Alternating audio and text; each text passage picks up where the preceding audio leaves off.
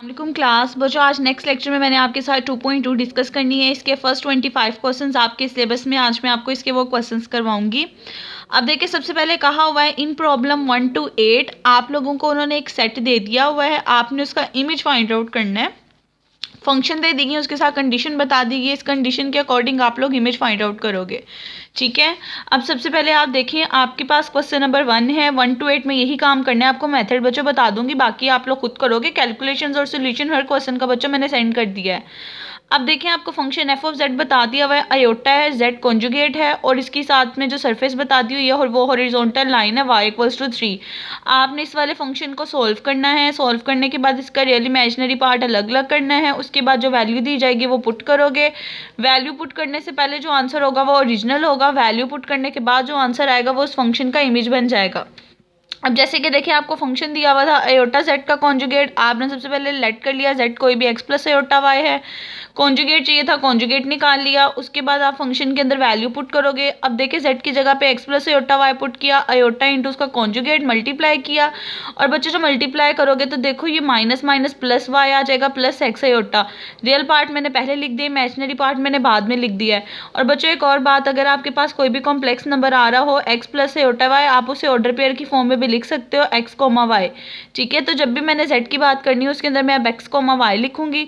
अब देखिए, ये आपने फंक्शन जो है फिलहाल अभी तक just F of iota Z conjugate की वैल्यू निकाल ली है। आप इसके रियल पार्ट को अलग लिख दो, इमेजिनरी पार्ट को अलग लिख दो। जो बेसिकली बच्चों आपके पास एफ ऑफ जेड की जब भी बात हो रही होगी, ये बात याद रखना, जब भी एफ ऑफ जेड की बात हो रही होगी इसके रियल पार्ट को आप यू से डिनोट करते हो, इसके इमेजिनरी पार्ट को आप वी से डिनोट करते हो। मैंने प्रीवियस लेक्चर में भी बताया था। तो देखिए, मैंने एफ ऑफ एक्स वाई को जब खोल के लिखा तो वो U X Y plus iota V X Y बनेगा, यानी real part plus iota into imaginary part, और right hand side as it is लिख दी। रियल पार्ट कंपेयर किए, इमेजिनरी पार्ट कंपेयर किए तो यू ऑफ एक्स वाई की value Y आ गई, वी ऑफ एक्स वाई की वैल्यू एक्स आ गई। अभी जस्ट हमने सिंप्लीफिकेशन की है। उसके बाद देखिए, आपको हॉरिजॉन्टल लाइन क्या बताई हुई थी, y इक्वल्स टू 3। आपने लिखा आपको horizontal line y equals to 3 बताई हुई थी, y इक्वल्स टू 3। जहाँ पे इन दोनों में अब देखना है कहाँ पे y आ रहा है। जहाँ पे y आ रहा होगा वहाँ आप उसकी जगह पे वैल्यू पुट करोगे और उसके रिस्पेक्ट से उसका इमेज निकालोगे। हमने गौर किया, इमेजिनरी पार्ट में y नहीं आ रहा था, रियल पार्ट में आ रहा था। तो रियल पार्ट में जब हमने y की जगह 3 पुट कर दिया तो हमारे पास u की वैल्यू 3 आ गई।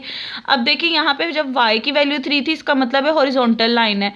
जब भी कोई वैल्यू y एक्सिस पे लाई कर रही हो इसका मतलब होता है वो हॉरिजॉन्टल बनती है। जब भी कोई वैल्यू एक्स एक्सिस पे बिलोंग कर रही हो इसका मतलब होता है वो वर्टिकल बनती है। आपको पता है यू बेसिकली रियल एक्सिस को शो करवाते हैं। तो ये देखिए, जब आपने सिंपल वैसी सेट की बात की थी वो y equals to 3 horizontal line थी, लेकिन जब हमने उसका इमेज निकाला है, इमेज निकालने के बाद वो एक वर्टिकल लाइन में चेंज हो गया है। अब उसके बाद आप लिख दोगे एस डैश, ये बेसिकली इमेजेस ऑफ सेट को एस डैश से डिनोट करते हो। क्या निकल गया आपके पास, यू इक्वल्स टू 3 या वर्टिकल लाइन। आप लोगों को समझाने के लिए बच्चों इसकी मैंने डायग्राम बनाई है, वरना डायग्राम बनाना इसके अंदर इंक्लूड नहीं है। देखिए, जब आप सिंपल सेट की बात करते हो ओरिजिनल की, एक्स एक्सिस होता है, वाई एक्सिस होता है। ओरिजिनल आपको क्या कहा हुआ था, वाई इक्वल्स टू 3 है, तो वाई 1 2 3 पे गए तो ये वाई इक्वल्स टू 3 ओरिजिनल आपके पास हॉरिजॉन्टल लाइन थी। जब आपने इस पर मैपिंग की है तो देखिए, जब आप मैपिंग की बात करते हो जो z है वो f ऑफ z में चेंज हो जाता है। यहाँ पे z होता है तो z के रिस्पेक्ट से एक्स वाई आता है। जब f ऑफ z होता है इसके रियल पार्ट u होता है, इमेजिनरी पार्ट v होता है। अगर मैं f ऑफ z पे जाऊँ तो इसमें u इक्वल्स टू 3 था, u इक्वल्स टू 1 2 3। तो देखिए, यहाँ पे इसकी जो इमेज बना है वो एक वर्टिकल लाइन बन गई है। और यही बात मैंने बताई है आपको भी कि इसका जो इमेज होगा वो एक वर्टिकल लाइन होगी।